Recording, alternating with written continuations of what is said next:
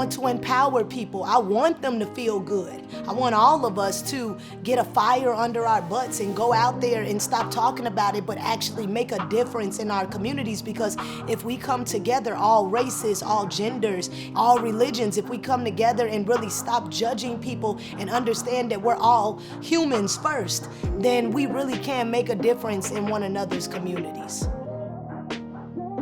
I'm put here on this earth to educate you.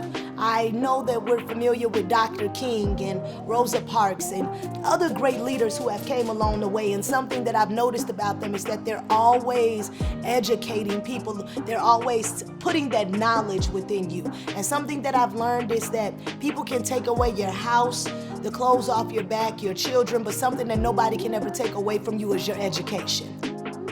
I sent out my resume, my cover letter. I went to NABJ, the National Association of Black Journalists. I did internships at Fox and at ABC. I gave my all to that. And I was tired of being overlooked, and I didn't want to be validated by anybody anymore, so I validated myself. I worked too hard to get to this point. I have to go after my dream like it's no tomorrow, by any means necessary.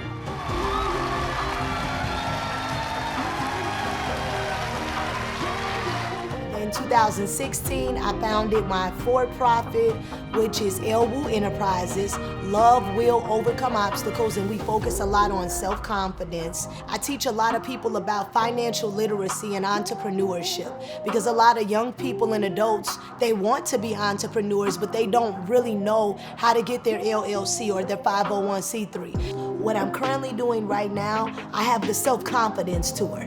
I do that out of my church, Christ Universal Temple, and so I do self-confidence workshops. And I do 10 through 12, 13 through 17, 18 through 24, and then 25 and older. I always make sure that the students get my books. I have my business cards and my t-shirt and my hoodie.